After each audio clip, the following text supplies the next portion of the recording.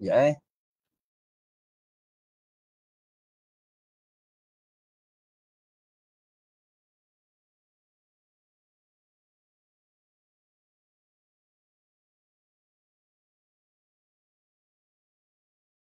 Dah masuk ni. Sekejap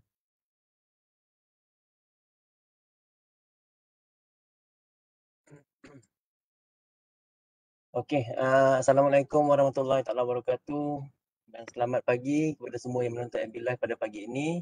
Terlebih dulu saya wakil dari pihak Seksyen Pembangunan Bakat Bahagian Semua Manusia Jabatan Pendaftar UTM Johor Bahru ingin mengucapkan selamat datang ke Facebook Live UTM TTC bagi menonton siri kuliah penyelidikan siri 9 yang bertajuk Pentingkah Penyata Kewangan Penyelidikan. Bagi memulakan sesi ceramah kita pada pagi ini, marilah kita sama-sama mendahului dengan bacaan umum kita Al-Fatihah.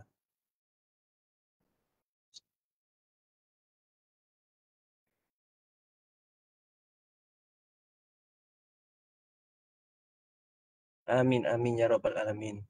Tanpa melengahkan masa, saya menjemput tuan penceramah kita iaitu Encik Muhammad Tariq bin Zainal Abidin dari Pusat Pengurusan Penyelidikan UTM Johor Bahru untuk memberikan perkongsian ilmu kepada kita semua. Dengan ini segala hormatnya dipersilakan. Assalamualaikum warahmatullahi wabarakatuh. Saya terima kasih saya ucapkan kepada saudara Hamzah dan memberi peluang saya untuk memberikan sedikit ilmu dan juga ataupun share sedikit ilmu berkaitan dengan penyelidikan. Okey. Tajuk saya pada hari ini adalah pentingkah penyata kewangan pendidikan. Kalau nak ikutkan penyata kewangan ni kat mana-mana memang penting lah. So untuk kali pertama ni tujuan utama saya ini adalah untuk memberi sedikit gambaran kepada penyelidik di UTM betapa pentingnya sesuatu penyata itu dari sudut penyelidikan. Kalau daripada saya punya share slide ini, misi perkongsian saya adalah tujuannya adalah untuk memberi sedikit gambaran dan juga kepentingan berkaitan dengan penyata kewangan dari sudut penyelidikan. Okey. Pertama sekali saya nak bagi tahu apa peranan pusat pendidikan di RMC. Pertama adalah untuk memuput dan meningkatkan budaya pendidikan dalam universiti UTM. Kedua, memberikan pengurusan, penyelarasan dan perkhidmatan yang berkualiti agar berjaya menjalankan aktiviti pendidikan di UTM. Ketiga, meningkatkan pengembangan organisasi dengan menyediakan sumber yang optimum berkaitan dengan penyelidikan. Keempat, meningkatkan rangkaian industri melalui penyediaan maklumat R&D yang diperkasakan dalam UTM ini. Kelima, meningkatkan pengurusan dan pemprosesan data yang sistematik di samping menjadikan kemudahan ICT yang pragmatik. Keenam, mempergiatkan penyelesaian kesiapan maklumat pendidikan. Lepas tu, memberikan khidmat pengurusan kewangan yang berkesan yang berorientasikan tanggungjawab utama dan kesahan dan integriti. Yang terakhir adalah memenuhi matlamat UTM untuk menjadikan universiti pendidikan yang utama.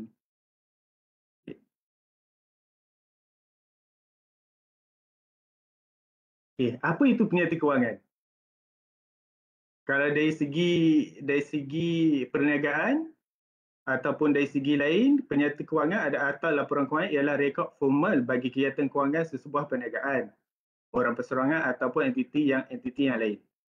Penyata kewangan memberikan pandangan keseluruhan keadaan kewangan jangka pendek serta jangka panjang bagi sesuatu perniagaan atau orang perseorangan. Semua maklumat kewangan perusahaan perniagaan yang disampaikan dengan cara berstruktur dan dalam bentuk yang mudah difahami sebagai penyata kewangan. Selalunya penyata kewangan ini digunakan untuk memberi justifikasi sebuah organisasi dalam dari segi dia punya financing dan juga dia punya kekukuhan sebuah syarikat. So kalau nak dikatakan tu penyata kewangan ni digunakan kita memberikan gambaran bagaimana keadaan sebuah organisasi di dalam sebuah perniagaan ataupun pendidikan. Ini adalah dari segi general. Okey. Okey, terdapat beberapa jenis penyata kewangan. Contohnya penyata pendapatan. Kalau dari segi mudah bahasanya adalah penyata pendapatan ini adalah balance sheet. Balance sheet ataupun ataupun bukan balance sheet, dia adalah income statement. Juga diraja sebagai penyatu untung rugi, ia melaporkan pendapatan, belanja dan untung pada sesuatu tempoh perakaunan. So setiap satu perniagaan tu dia ada tempoh perakaunan dia. Contohnya selalunya kalau dalam organisasi kewangan ni dia akan ambil per annum ataupun 1 tahun. Okey. Ini dalam penyata pendapatan ni dia ada ada bukti ataupun ada bukti jualan dan juga program belanja yang dilakukan dalam proses 1 tahun itulah dia akan masuk dalam penyata pendapatan ataupun dikenali sebagai income statement. Kunci kira-kira ni adalah balance sheet. Ini yang penting bagi sebuah syarikat. Sebab dia menunjukkan sama ada sebuah syarikat tu ada dalam keadaan yang stabil ataupun tidak, sebab dia melaporkan dari segi aset, liability dan equity pemilik syarikat. Harian tunai ni kalau dalam bahasa lain dia adalah cash flow. So melaporkan kegiatan harian tunai syarikat khususnya kegiatan operasi, pelaburan dan kewangan. Yang ni retained earnings ni penyata untung, dia menerangkan perubahan dalam untung tertahan syarikat pada sepanjang tempoh pelaburan. Ini adalah secara general. Sebab saya tak sentuh lagi dari segi penyelidikan. Sebab penyelidikan dia dari segi UTM ni dia lain sikit, dia more to straightforward. Okey. Apa tujuan penyata kewangan untuk penyelidikan? Okey, kalau kita penyata kewangan ni, kita nak menunjukkan perancangan penyelidikan kita. Kita akan membentangkan perancangan kita kepada stakeholder, contohnya mesti kita punya penaja yang akan memberikan dana kepada kita lah. Selalunya menunjukkan prestasi grant yang sedang dijalankan. So kalau dari segi sebuah yang pemberi dana, dia mesti nak mengatakan apa yang telah berlaku dengan duit yang telah diberikan. So kita sebagai RMC dan juga penyelidik perlu menunjukkan apa kita punya bukti pembelian dan juga kita punya proses dan juga kita punya orang kata milestone dalam setiap projek yang kita lakukan. So dari situ kita nampak dia punya prestasi perjalanan sebuah projek untuk memberikan gambaran bahawa projek itu adalah orang kata dalam tahap optimum sekiranya berjalan dengan lancar lah. Okey. Yang kedua sebagai bukti perbelanjaan geran pendidikan lah, bukti selalunya penaja inginkan bukti yang mengatakan kita sedang melakukan projek tersebut. Sebab tanpa bukti kita susah untuk dapatkan kepercayaan daripada pihak penaja lah. Sebab pihak penaja perlu tahu apa yang kita gunakan dana tersebut dengan pembelian apa dan juga untuk digunakan untuk apa. Okey. So kalau di dalam universiti pula, penyata kewangan tu digunakan untuk menutup geran pendidikan lah. Contohnya geran pendidikan yang telah tamat, yang telah completed, ia perlu ditutup. Dan kita perlu laporkan dari segi sama ada baki tersebut, dana tersebut menjadi baki ataupun tidak. Dan kita perlu melaporkan kepada kita punya stakeholder, contohnya kita punya MOSTI ke, daripada KPM ke, KPT ke. So mereka tahu yang sama ada duit tersebut masih ada ataupun telah habis ataupun perbelanjaan tu telah melebihi kos yang telah diberikan oleh pihak penaja. So yang seterusnya dengan penyata kewangan penyelidikan ni kita akan bentangkan untuk mendapatkan dana penyelidikan. Contohnya stakeholder kita memerlukan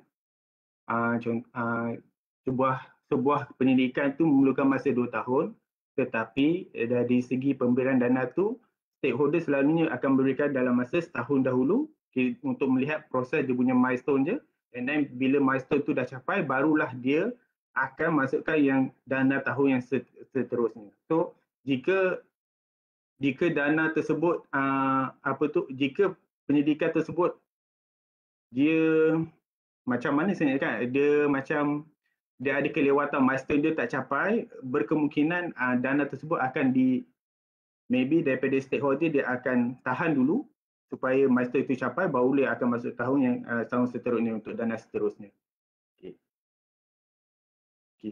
Okey. Penyata kewangan pendidikan. Okey. Okey, kalau kita tengok dalam UTM ni, bagaimana kita nak cara memperoleh penyata kewangan ni, kita ada dua cara. Satu melalui sistem yang dibangunkan oleh pihak RC, iaitu RADIS. Yang kedua adalah UTM Fin, sistem kewangan yang dibangunkan oleh pihak UTM Digital lah kat dalam ni. Okey, RADIS dan UTM Fin ni adalah berbeza, sistem yang berbeza. Tetapi dia melengkapi untuk menyediakan penyata kewangan tersebut.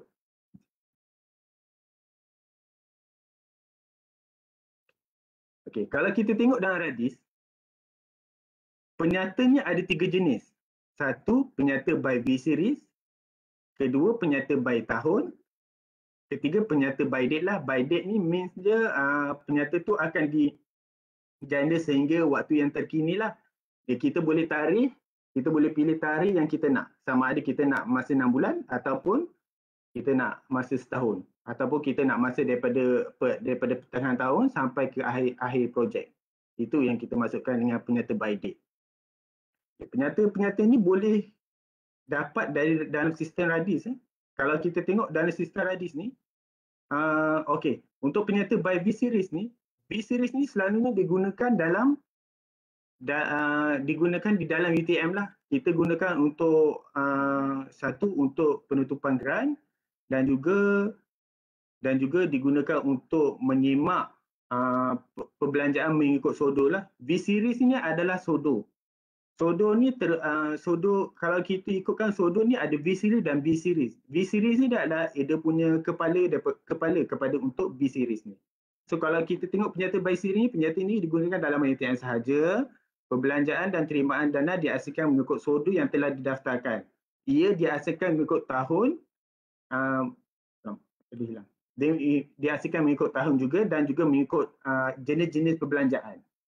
Bagi penyata by tahun, penyata ini digunakan untuk dibentangkan kepada penaja atau digunakan untuk membuat laporan prestasi atau laporan akhir. Perbelanjaan dan penerimaan dihasilkan mengikut tahun, jenis perbelanjaan dihasilkan mengikut SODO. Dia sama seperti B-Series tetapi dia dihasilkan mengikut tahun. Bagaimana dihasilkan mengikut tahun. Manakala kalau V-Series dihasilkan mengikut SODO tapi dia lamsam, dia tak ada hasilkan mengikut tahun. Okey, ini adalah contoh. Okey, contoh penyata by V-Series. Kalau kita tengok kat sini, dia punya pengasingan tu by SODO tu ada kat situ. Kalau kita nampak dia punya V-Series macam V11, V10,000 adalah salary dan wages. Manakala lepas tu V20 ni adalah untuk travelling dan expenses, V24. Ini adalah penyata by V-Series. Dia dihasilkan mengikut SODO. Manakala dia tak dihasilkan mengikut tahun. Okey, dia adalah lamsam dari segi paparannya. Untuk penyata by tahun, dia dihasilkan mengikut tahun dan juga V-Series. Seperti mana yang anda lihat kat skrin ni. Okey, kalau benda ni dah dicetak, dia tak perlu lagi tak perlu minta sign daripada pegawai RMC lah, sebab dia ada disclaimer di bawah tu mengatakan ini adalah cetak berkomputer dan dia adalah sah untuk digunakan untuk laporan. Selalunya penyata by tahun ni kita gunakan untuk dibentangkan kepada stakeholder. Kalau yang macam yang by SODO B-Series tu kita gunakan selalu untuk dalaman lah. Okey, yang kalau kita nak bentangkan kepada stakeholder adalah yang penyata by year ni.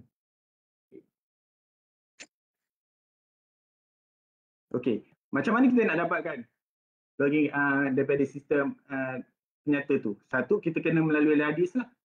Okay, RADIS, kita login ke sistem kita. Okey, selepas tu kita pilih grant dan masukkan nombor grant yang kita nak.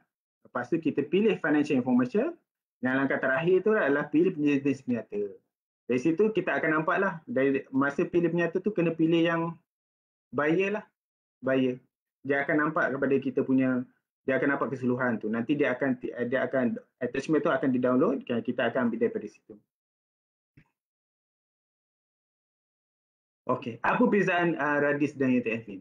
Kalau kita nak ikutkan, sebenarnya RADIS dan UTM Fin ni dia tiada perbezaan. Cuma UTM Fin digunakan untuk kewangan dan segala transaksi kewangan dan segala transaksi kewangan manakala radis itu digunakan untuk menyimpan dan mengurus dan berproses data berkaitan dengan pendidikan. Kalau kita ikutkan tadi macam saya cakap, kedua-dua ni diperlukan untuk melengkapi dan melengkapkan penyata kewangan yang kita mahulah. Dia radis akan membaca UTM-FIN dari segi data kewangan dan akan dimasukkan dan akan diterjemahkan menjadi sebuah penyata kewangan. So kalau kita nak penyata kewangan yang orang kata yang cantik, kita perlu melalui radis lah. Kalau UTM-FIN ni dia akan memetakan secara raw data lah, dia akan bentukkan sebuah ledger. So daripada ledger yang dibaca oleh radis tu akan diterjemahkan menjadi penyata kewangan.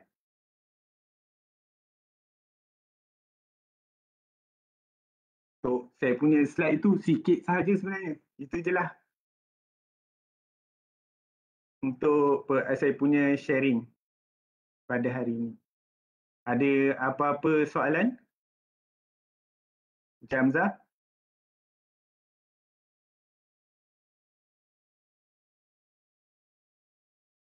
Sekejap ya, saya tengok dekat komen-komen Facebook sebentar.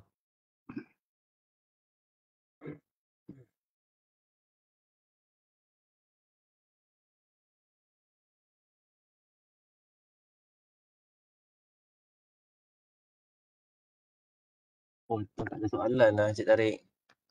Tak apa, untuk borang karyaran saya akan buka sehingga jam 12. Boleh. Sebab saya punya, sebab kalau nak ikutkan dia punya, sebab kita penyata kewangan dari segi ETN ni adalah straightforward.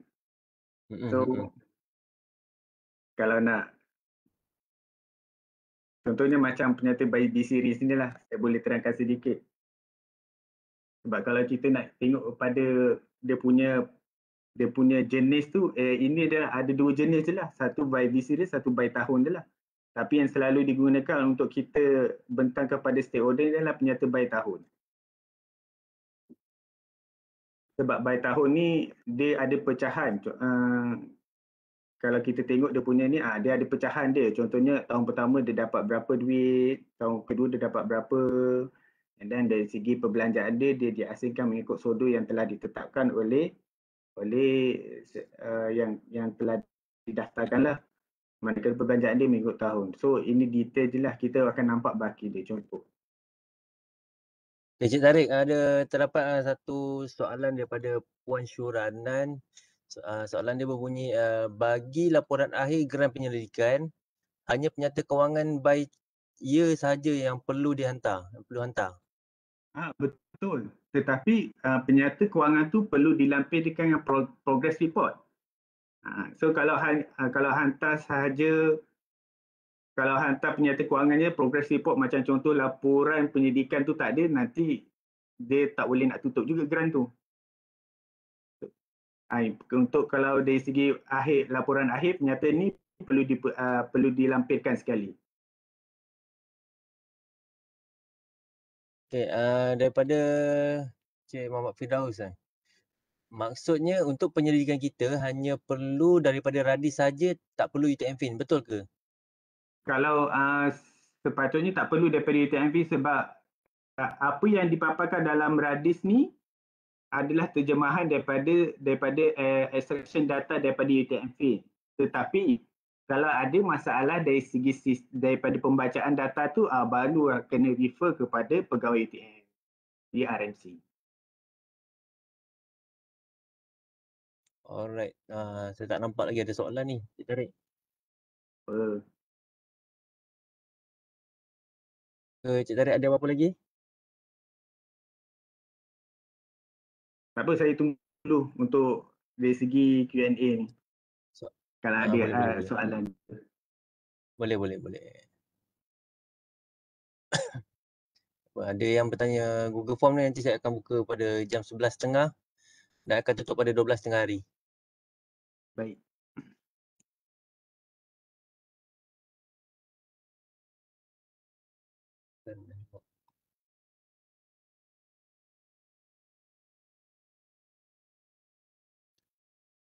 Saya rasa dah tak ada ni Encik Tarik ni. Jika ada apa-apa, saya rasa diorang boleh direct Encik Tarik, email ke, Boleh bagi contact Boleh. number ke? Kalau nak direct kepada saya, ni saya punya ni.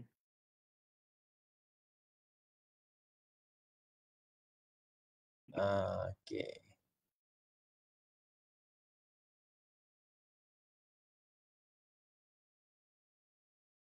Puan Syura tanya, Puan Syura Adnan tanya, boleh tanya pasal pindah vote tak?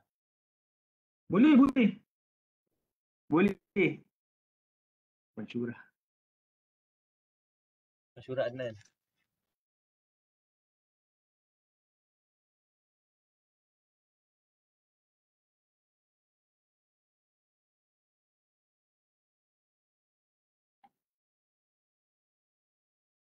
Kalau ada pertanyaan boleh type di ruangan komen. Okey, daripada Veronita Aliaga. Di akhir penyelidikan kita kena submit dokumen kewangan yang hard copyright. Kalau ada dokumen yang tak lengkap, apa yang perlu kita buat ya? Untuk dokumen yang terdekat tu apa?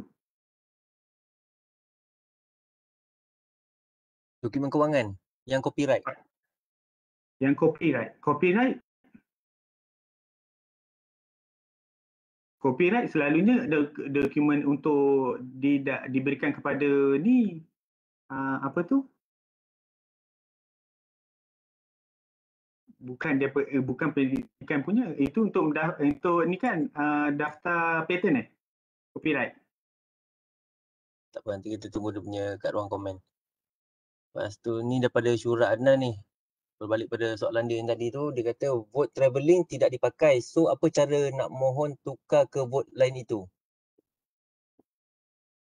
Okey, kalau vote travelling tak dipakai, kita sebenarnya dia boleh gunakan untuk tempat lain, tetapi ada capping dia. So kalau nak tahu capping yang boleh digunakan untuk macam contohnya soda yang tak dipakai tu, dia kena melalui RM lah. Saya boleh bagi secara general, kalau dia nak buat environment kepada untuk kegunaan macam pakai habis ke boleh.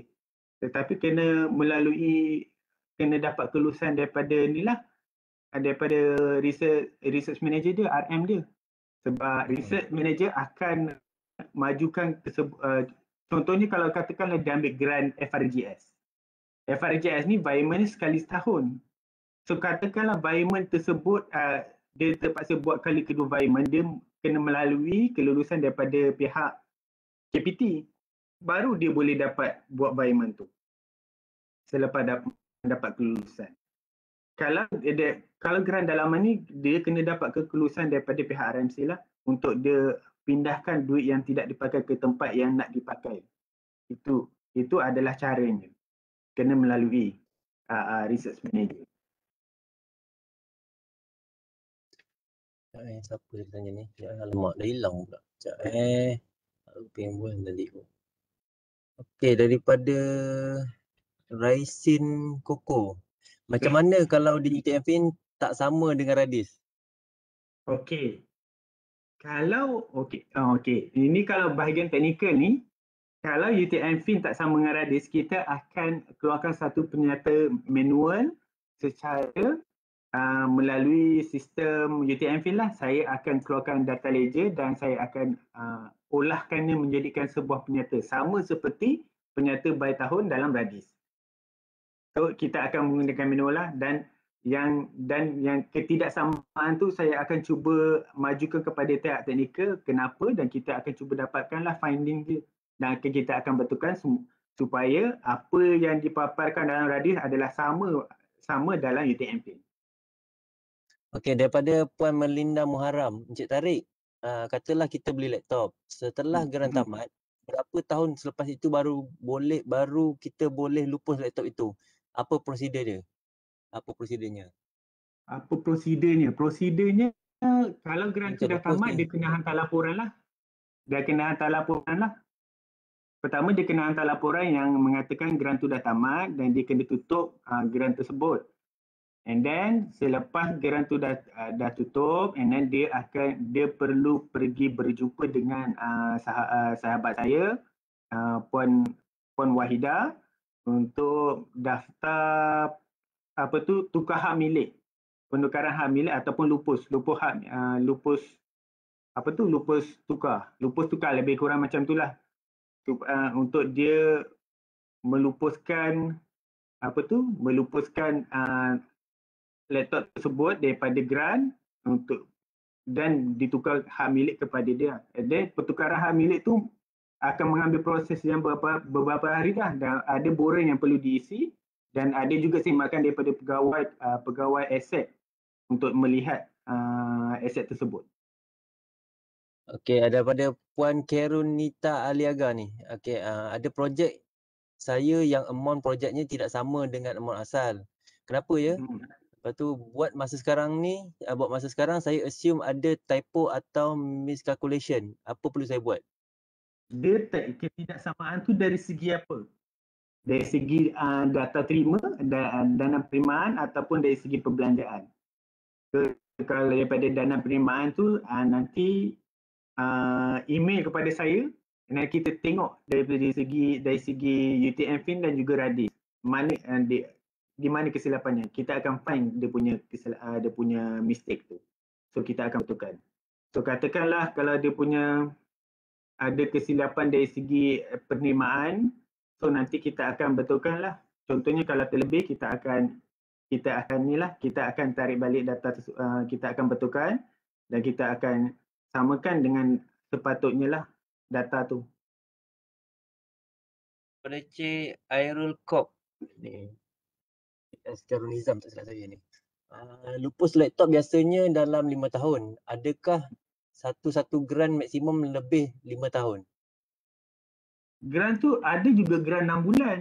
Ada juga grant yang setahun. Untuk pelupusan tu dia akan melihat dari segi bila tahun beli. So contohnya kalau grant tu dah tamat, so katakanlah grant tu setahun, selepas tahun and then nak buat pelupusan daripada lupus hak milik, so dia akan kena bayar sesuatu, dia akan kena bayarlah. Sebab dia akan pembayaran tu mengikut calculation harga semasa aset tersebut. Kiranya lupus beli, dia akan membeli aset tersebut sebab telah dilupuskan dari segi pendidikan dan juga dia kena membayar sedikit untuk mendapatkan aset tersebut sebab dia belum habis dia punya recycle year dia belum habis lagi.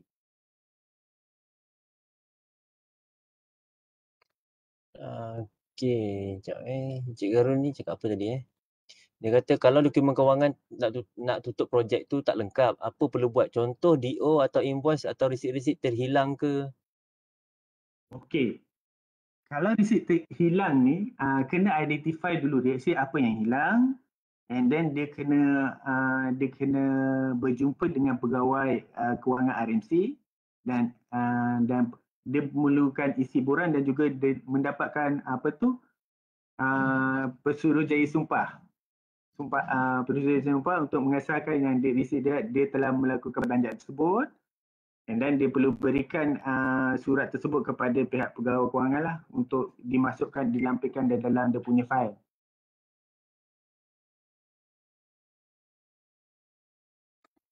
Okey, macam dah tak ada lagi dah ni. Ada apa-apa lagi tak soalan nak diajukan? Sekejap Google Form saya buka. Okey, dah boleh isi Google Form.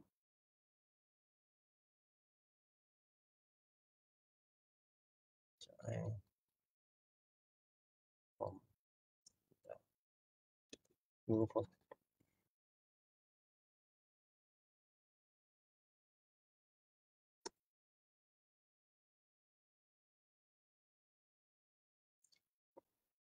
Okey, Cik Tarik. Ada apa-apa lagi ke? Soalan pun dah tak ada. Kalau kita nak tamatkan sehingga sini pun boleh. Tak apa, Google Form saya buka sehingga jam 12.30 hari. Baik. Bagi yang ada sesi ni.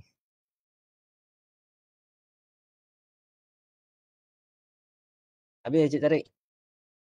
Okey, saya dah tak ada apa lagi. Tapi kalau ada pertanyaan boleh terus direct ke saya dah, email ke ataupun boleh terus direct call saya lah melalui telefon ni.